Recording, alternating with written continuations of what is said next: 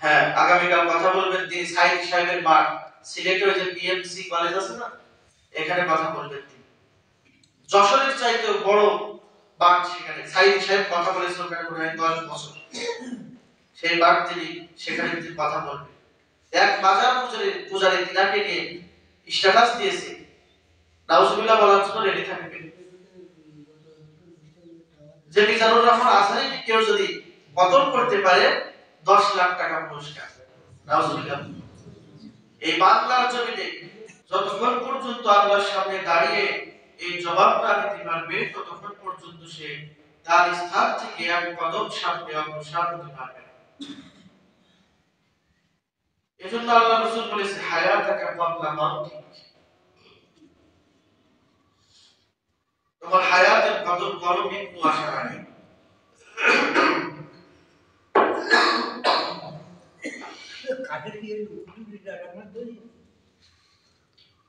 হায়াতের কদর করো মরণ আসার আগে, তোমার মৃত্যু আসার আগে, মৃত্যু তোমার দরজায় আসার আগে হায়াতের কদর করো। কারণ হায়াত একটা দামি একটা সম্পদ। মানুষের যদি হায়াতই না থাকে তাহলে মানুষ কিভাবে ইবাদত করবে? মানুষের যদি হায়াত না থাকে তাহলে রব্বে কারীমের প্রিয় কিভাবে হবে? এজন্য হায়াতের অনেক দাম। এজন্য আল্লাহর কাছে সব সময় নেক হায়াত চাওয়া যায়, আল্লাহ তুমি আমাকে নেক হায়াত দান করো।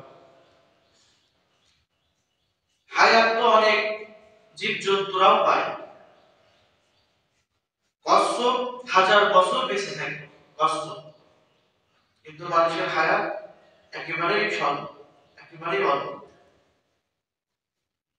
কিন্তু কচ্ছপের হায়াত আর মানুষের হায়াত সমান। কচ্ছপ 1000 বছর বেঁচে থাকে আর মানুষ 60-70 বছর বেঁচে থাকে, তার রবের গুণগান গেয়ে বেঁচে থাকে। এই কারণে সেই মানুষের দাম সবচাইতে বেশি। আর যত মাখলুক আল্লাহ রাব্বুল আলামিন দুনিয়াতে পাঠিয়েছে তার মধ্যে সবচাইতে সেরা জীব, সবচাইতে উত্তম জীব হলো মানুষ। কারণ মানুষকে অল্প হায়াত দিয়েছে। একটা হাতি যতদিন বেঁচে থাকে তার চাইতে মানুষ কম দিন বেঁচে থাকে। মানুষ হায়াতে অনেক দুর্বল, শক্তিতে দুর্বল, সব কিছুতে মানুষ দুর্বল। তারপরে এই মানুষকে আল্লাহ তাআলা শক্তিশালী ষাঁড়, গরু, হাতি, বাঘ পর্যন্ত এই মানুষ চালিয়ে নিয়ে বেড়ায়।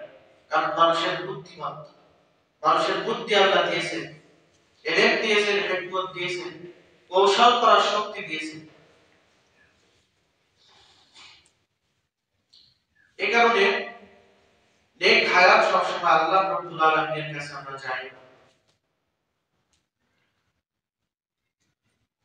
আর এই মানুষকে আল্লাহ তাআলা হায়াত দান করেছেন, এই হায়াতে যদি সে ভালো কিছু করে, ভালো কাজ করে, মানুষের মতো মানুষ হইতে পারে।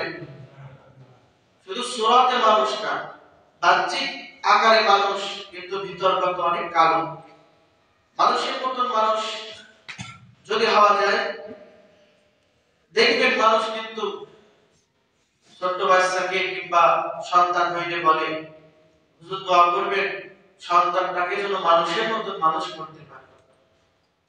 হুজুর দোয়া করবেন, মুরব্বিদের কাছ থেকে দোয়া নেয়, হুজুর মুরব্বি দাদা নানা এদের কাছ থেকে দোয়া নেয়, দোয়া করে দেন সন্তানটাকে যাতে করে মানুষের মতো মানুষ বানাইতে পারে।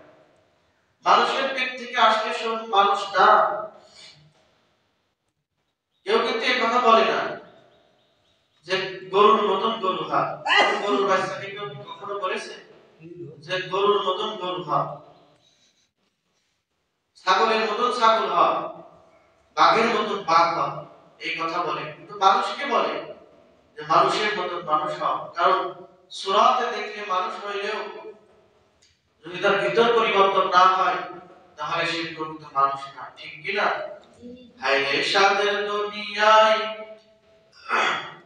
মানুষ পাওয়া বড় দায়, মানুষ দেখতে চলো এবার জাদু ঘরে যাই সবাই, মানুষ দেখতে চলো এবার জাদু ঘরে যাই সবাই।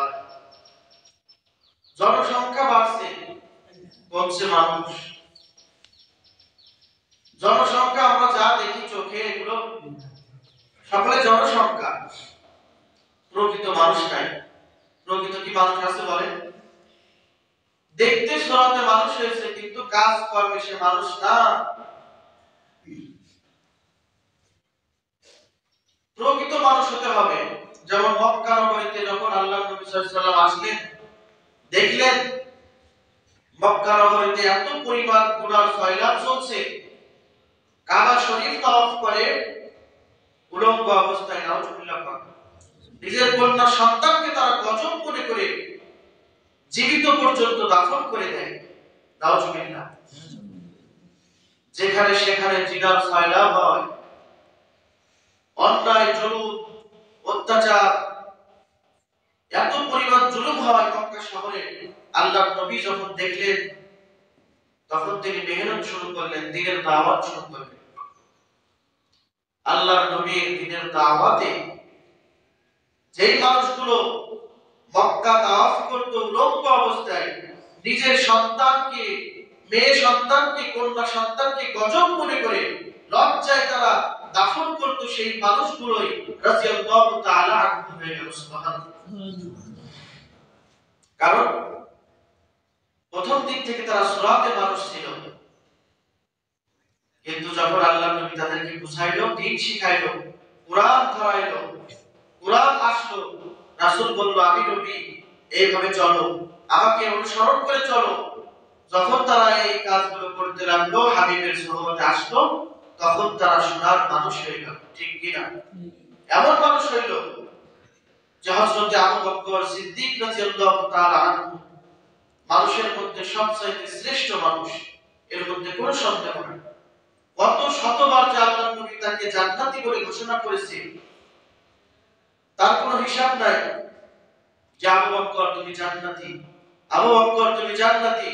আল্লাহর রাসূল একবার মজলিসে বসা, আবু বকর হাজির নাই।